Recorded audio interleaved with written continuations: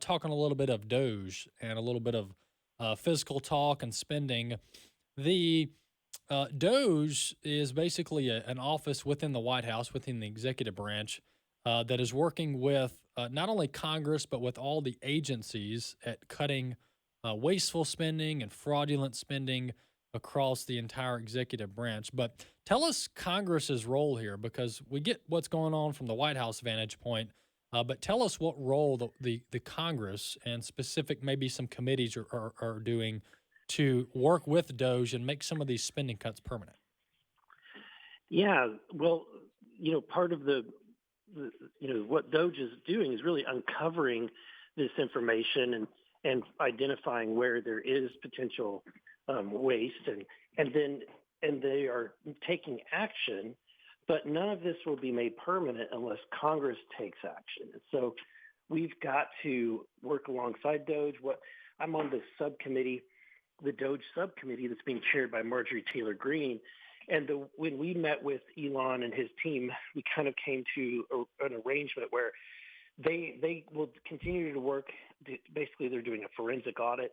They will identify places to find, opportunities for waste, fraud, and abuse, and then they'll bring it to us. We will have hearings on it and expose it, and then suggest legislation to correct it, whether it's policy changes or just zeroing out appropriations and asking the appropriations committee to do that. So they have been very successful.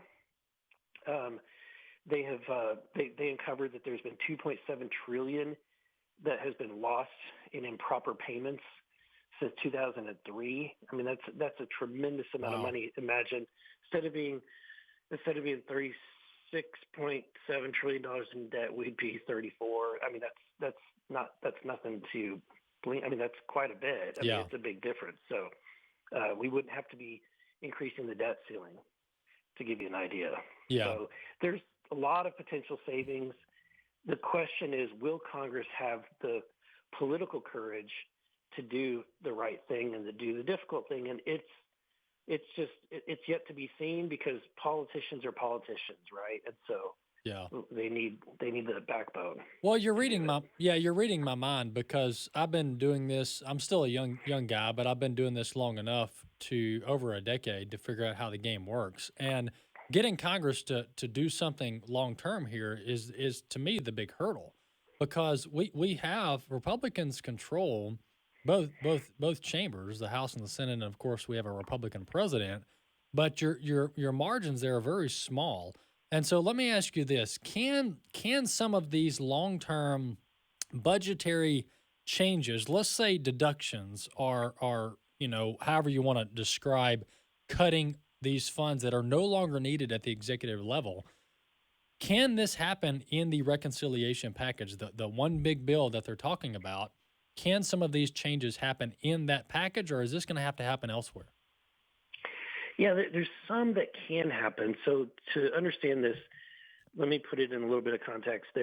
Reconciliation is only pertaining to mandatory spending. So it doesn't include discretionary spending. And the distinction is that mandatory spending are things that Congress doesn't necessarily appropriate. It's things like the number of people on Medicaid and the amount of money going out to the states for Medicaid. It's the number of people on Social Security and Medicare. So we don't actually appropriate those, because we've got in policy that a policy that basically gives access to those funds regardless of whether we appropriate them, if that makes sense. Yeah, those bills get paid no matter what, because y'all said so. Right. And then you've got discretionary spending. So reconciliation, by definition, can only include mandatory spending other than Social Security. You can't touch Social Security and reconciliation. So that basically leaves Medicaid and Medicare.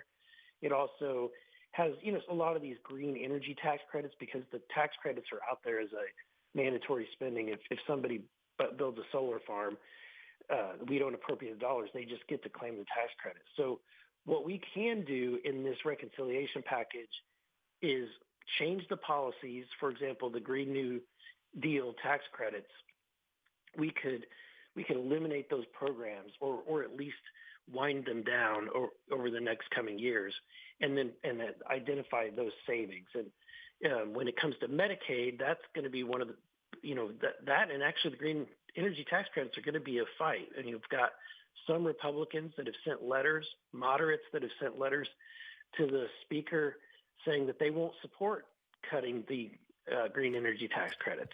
I mean, that's surprising, but like they want to dig in their heels on a Joe Biden era on programs that Joe Biden created, and then they are digging in their heels about any kind of cuts to Medicaid. So we've got a fight on our hands within the Republican Party. Yeah.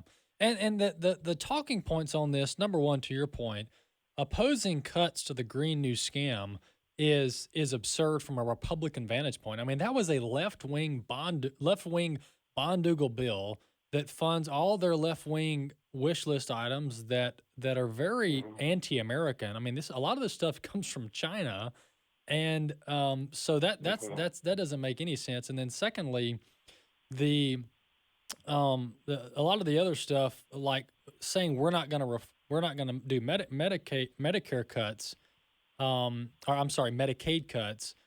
Well, there's a lot of that's a blanket statement without really having an articulative, a common, thoughtful discussion. Because just saying out of the box, we're not going to touch it.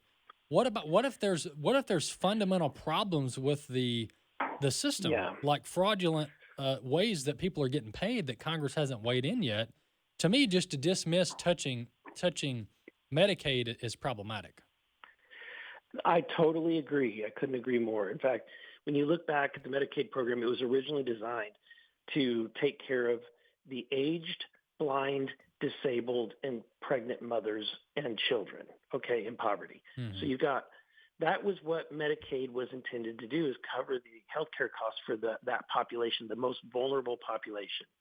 Then Obama came in, and in Obamacare, they expanded it to the able-bodied working adults, or they expanded that population, how much money they could make.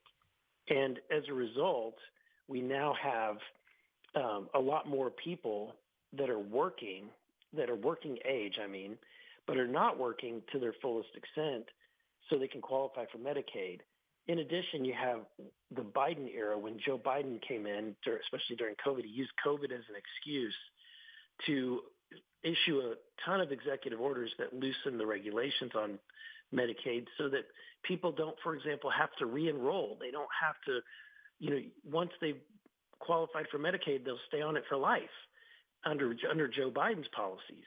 And so we have got to correct that, because now in the Medicaid program, the able-bodied young adult population, people that should be working, people that we desperately need to enter the workplace, because we are, not sadly, but we are correctly sending back home all these people that are here illegally, that are doing a lot of this labor work. Yeah. We need the working age young population to get, out of their parents' basement and get to work, and get off of Medicaid. So that is the largest now population on Medicaid. Just re-implementing the work requirements rules under Bill Clinton, which Biden has waived, just doing that alone will save a little over almost $150 billion there's other things that we could do within Medicaid. For example, California, New York, these states are aggressively manipulating the formula to basically launder money from the federal government. So what they're doing is they're going to hospitals and managed care systems, the insurance companies for the states, and they're saying, we're going to tax you, say 15%. And then you raise your rates, you raise your cost to us by 20%, and then we will draw that down from the federal government in the 90-10 match. Yes. In other words, the state is out of pocket, no money, and in fact, they're profiting. So California, there's a report that was done by Epic where California was able to bring in an additional $9 billion on basically make $9 billion from the federal government on their Medicaid program, and they used that $9 billion to pay for the illegal immigrant population. Yeah, So we that's have to close infuriating. those doors. Yeah. Yeah, that's infuriating. Let me ask you this, and then before we move on and change subjects, because I'm getting a little worked up the more you talk. The Impoundment Control Act, this goes back to the 70s. Does the president, is this pretty cut and clear from the legal vantage point that the president can, as long as Congress hasn't specifically designated it to be spent, if there's some discretion in there, can the president pause a lot of this funding and just hold it and maybe send it back to the Treasury? I truly think that the Impoundment Control Act was unconstitutional, and I think that the Congress can designate the money, but it's not.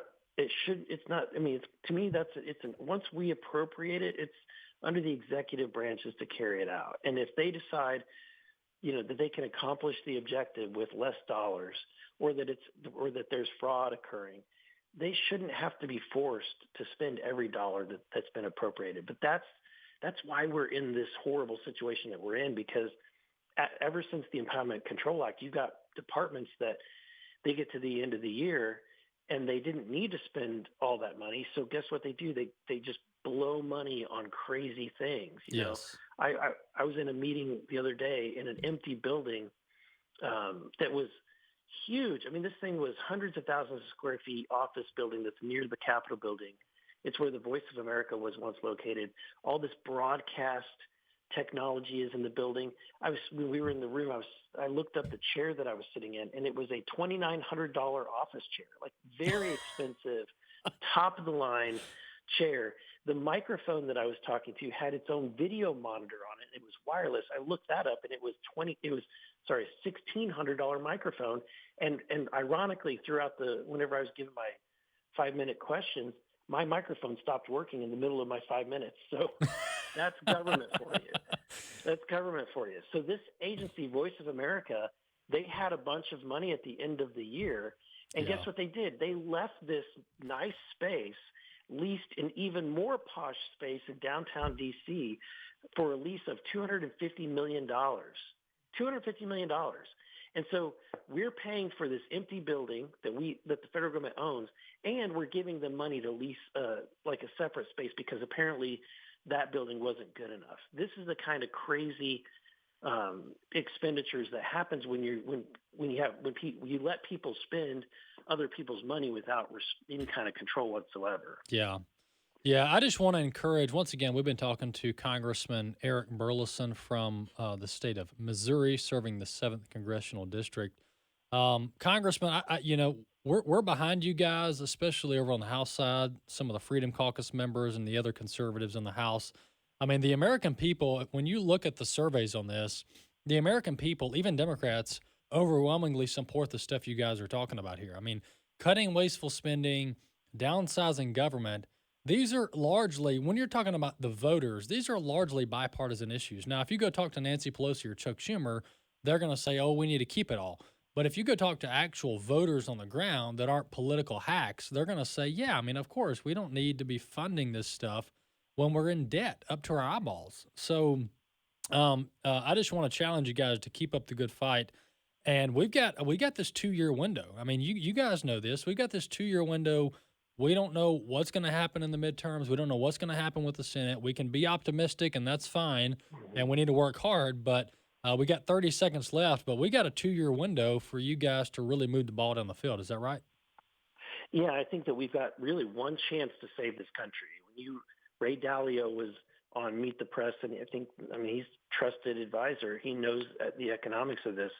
We are facing a debt spiral as a nation. We're at the precipice. This is the last chance I think that we're going to have to actually turn this country around. Yeah, I agree 100%. That's why I want to challenge folks, not just Congress, but voters to stay engaged, folks. I mean, this is getting President Trump in the White House is just like the opening salvo here. We're far from over when it comes to the fight to save this country. Hey, Congressman, thanks so much. Appreciate your time today. Thank you. God bless. Appreciate that. That's Congressman Burlison from